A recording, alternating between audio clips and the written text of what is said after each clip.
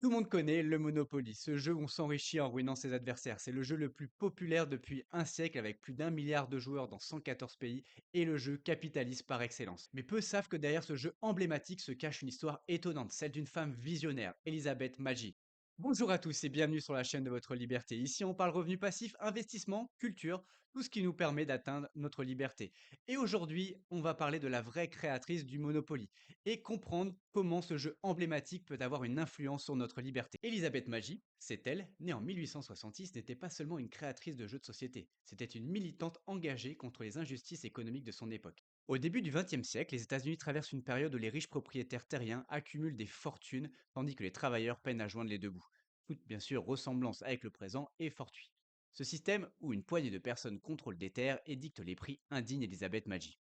Pour énoncer ces inégalités, en 1904, elle crée donc un jeu de société qu'elle appelle The Landlord Game, littéralement le jeu du propriétaire. Son but n'était pas de divertir, mais de montrer l'absurdité d'un système qui permet à une minorité de s'enrichir sur le dos des autres. Le concept du jeu est simple, les joueurs doivent acheter et vendre des propriétés tout en collectant des loyers. Très vite, on voit que ceux qui possèdent des terrains finissent par écraser ceux qui n'en ont pas. Exactement ce que Elisabeth voulait démontrer.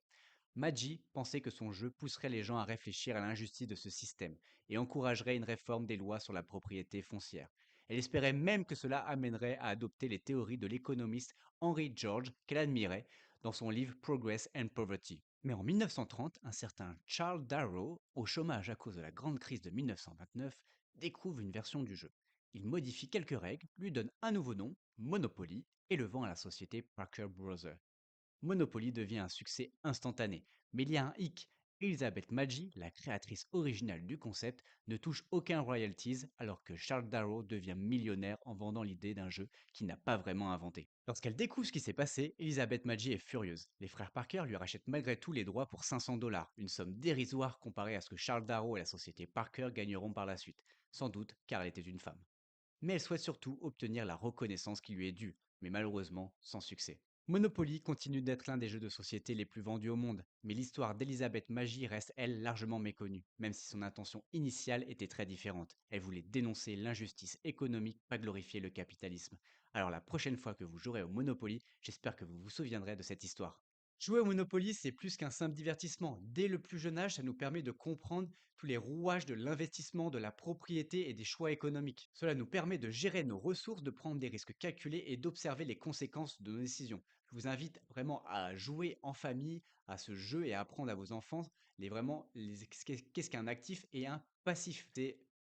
Je achète un hôtel, j'achète une propriété, je reçois de l'argent, je reçois un loyer, je reçois de l'argent, donc c'est un actif. Et je vais à l'hôtel de maman, c'est l'anniversaire de ma sœur, je donne de l'argent, c'est un passif. Mais ce jeu nous rappelle aussi une autre chose encore plus profonde. Dans le monde réel, il n'y a pas que l'argent qui compte. Être un bon investisseur, ce n'est pas seulement accumuler des richesses, c'est aussi comprendre l'impact de nos actions sur les autres. En apprenant à jouer le jeu intelligemment, nous pouvons devenir de meilleurs investisseurs, mais surtout des personnes plus libres et conscientes de leurs choix. L'histoire d'Elisabeth Magie nous invite à réfléchir à une question essentielle sur comment obtenir sa liberté. Utiliser le système ou alors le transformer. Merci d'avoir regardé cette vidéo, likez-la, commentez-la et abonnez-vous si ce n'est pas déjà fait. Pour rappel, tout ceci n'est que divertissement, mon but est de vous amener à vous questionner sur votre liberté et pas de vous apporter le poisson tout cuit dans l'assiette, mais de vous apprendre à pêcher. Allez, ciao, on se voit dans une prochaine vidéo.